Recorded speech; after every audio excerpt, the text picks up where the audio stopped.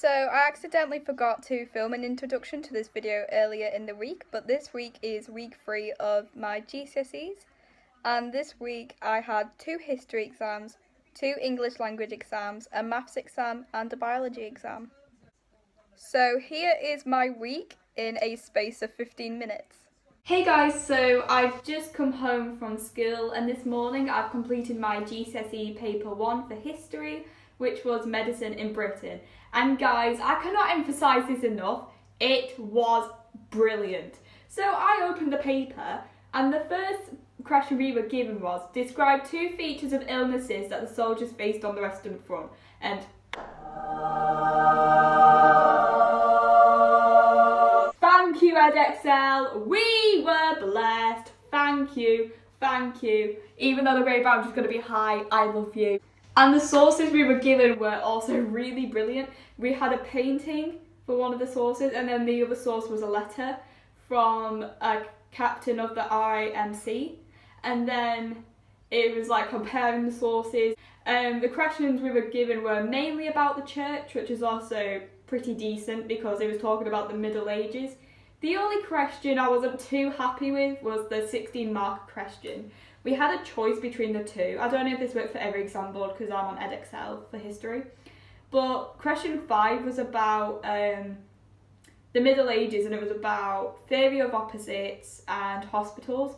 And then the one I did was question 6, and it was about the importance of care and medicine increased between 1800 and present, and that's the one I did. As soon as I left the exam hall, I knew that was probably the worst question to do. Everyone did question 5. Everyone said, why would you do question 6? And I was like, okay, I'm sorry. So overall, it wasn't too bad, and I'm actually really happy with how it went.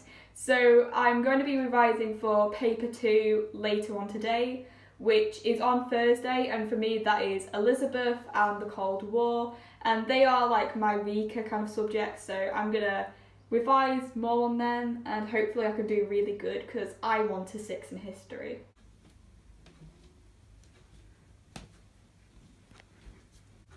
This will be the last and ever time I see my medicine in Britain timeline.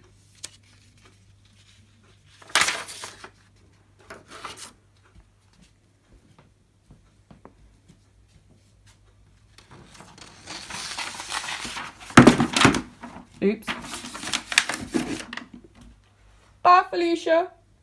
So I have just finished my tea and it was basically chicken Kievs with salad, and it was just something to give me some energy before I head off to gymnastics tonight, which is going to help hopefully decrease some stress. So the plan for tonight is I'm going to go to gymnastics, and then when I get home from gymnastics I'm going to be revising some English language, because my English language paper 1 exam is tomorrow, and paper 1 throughout my mocks has been the one I've scored the worst on compared to paper 2, because I normally do better in paper 2 than paper 1. No shit, Sherlock! And not because of that, it's also because I really want to do English language as an A level, and to do it at my first choice of 6th form I need a grade 6, and in my last mock I got a 5, so hopefully I can get a 6 this time. So it is 8:30 and I have just come home from gymnastics and I am knackered, but I do have my English language exam tomorrow, and I'm just quickly revising narrative writing since that is my weakest component on paper 1. But on a positive note, I have 1, 2, 3, 4, 5, 6, 7, 8, 9. I have 9 exams left, so I'm halfway there.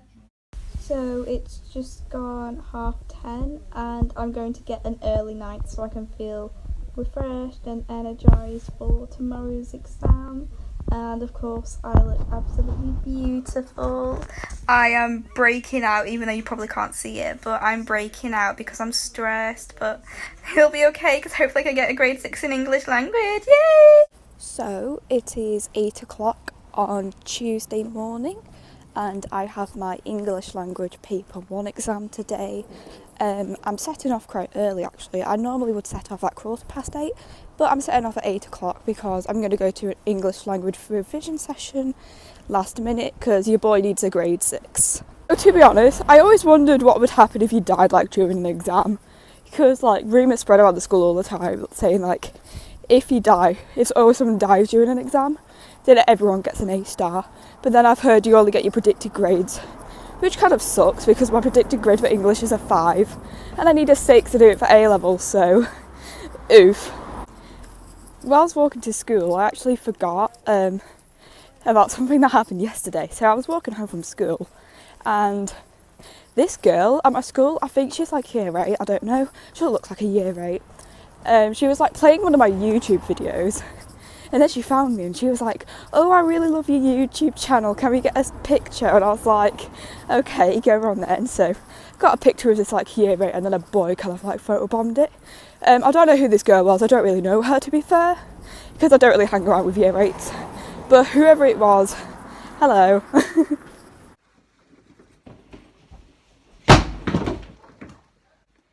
So it is 3:30 and I've just come home from school and oh my god.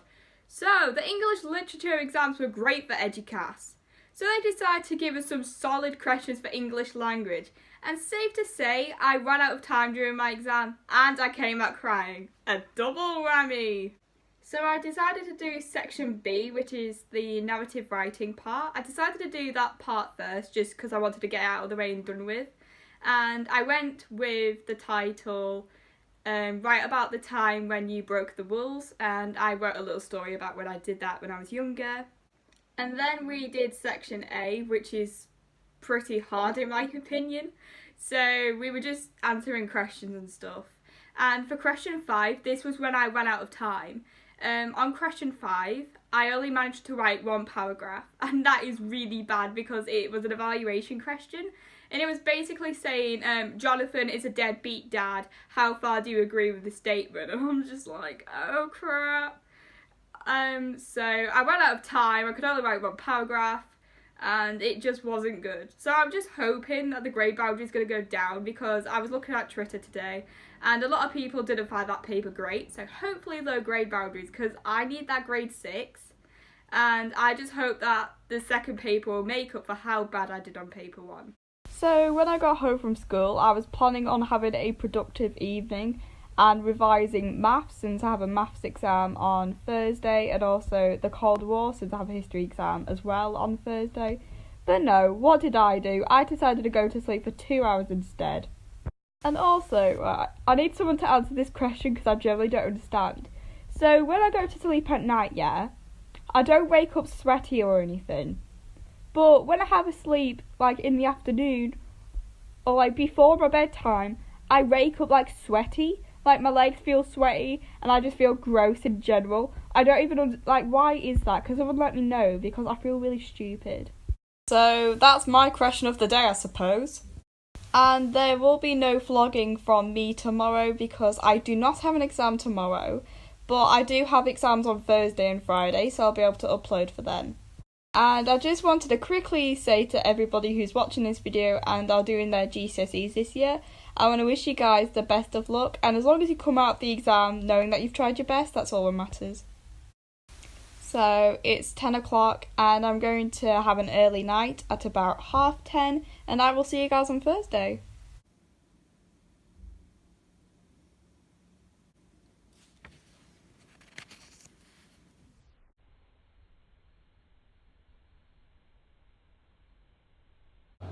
So it's period 4 for us, but in period 4 we get our lunch and we prepare for the afternoon exam. So I'm just there now, but my paper 2 maths exam actually went a lot better than what I expected it to be. I found paper 2 easier than paper 1, not sure why, I just did. But right now I have got a history exam, history paper 2, which for me is Elizabeth I and the Cold War. So this morning I completed my paper 2 maths exam Edexcel foundation tier, and I don't know why, but I personally found paper 2 a lot easier than paper 1. There were a couple of questions I got quite confused on. One of them was about vectors. It was the very last question at the end of the paper, and I think this was before half term, but my maths teacher said we would go over vectors and he never did. I'm not blaming him and I'm not making excuses, but it would have been nice to go over vectors before the exam. Oh, and did I forget to mention the first question that came up on our paper? Write 0.75 as a fraction. Yes, please.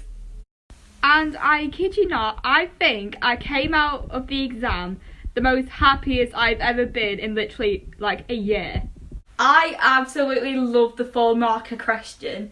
So the 4-marker question on the Elizabeth paper was describe 2 features of the theatres, and I was like, yeah! I was so happy, and I literally took all my theatre knowledge and I wrote it down, and I was blessed. I felt brilliant, and then it all went downhill from there. Then we were hit with the 12th marker about Rayleigh and the first colony in Virginia, and I just literally wanted to dig myself up in a hole and just die and never come back from the eternity of Earth. And don't even get me started with the Cold War section. I literally had my head in my hands crying for a solid 10 minutes. So I'm just preparing myself to fail history right here and right now. My predicted grade 6 has gone straight out of the window. So this morning I completed my paper 2 exam for English language on EduCAS, and that was easily the best English language exam I have ever done in my life. Thank you, EduCAS. So for section A, we were given 2 magazine articles about these men being trapped in a mine, and they got rescued, and it was so easy to understand. I loved the questions. And then on section B, we were given 2 tasks. So the first task we were given was to write a review for a teenage magazine on a show or a film or a book you have read in the past year. So I chose to do I'm a Celebrity. And then for our second task, we had to write a letter to our head teacher, because the head teacher thought that prom was just an expensive way to show off and that it should be banned. So we had to write a letter in response, and I wrote about why prom shouldn't be banned. Words can't even describe how happy I was coming out of that exam. So I can only just wait until results day, because I need a grade 6 in English language to do it for A level. So I don't know, but I feel like I could have easily got the grade 6 depending on today's exam. So I've just come home and I finished my AQA Biology Paper 2 exam, and honestly, no comment. That exam was absolutely appalling. So I was spending 2 hours worth of revision watching Primrose Kitten on infertility, diabetes, meiosis, and what were we given? We were given questions about a fania. It's a little parasite that looks like this, and it eats algae. Like, come on, AQA, what the hell are you doing? I honestly thought that paper 1 went a lot better than paper 2. However, I did like the required practical question. So it was about seedlings and light intensity, things like that. And I did a revision session before the exam with my biology teacher, and we were talking about that exact practical. We were watching YouTube videos about it by free science lessons, and that exact practical came up in the exam. So I felt really happy, I felt really confident, but AQA just let us down at the beginning. I don't know if I'm going to pass biology, I really don't know. So this week has probably been the most stressful week of my GCSEs so far. I'm going to end the video here for today, but if you enjoyed this video, then please hit the like button and remember to subscribe for more content.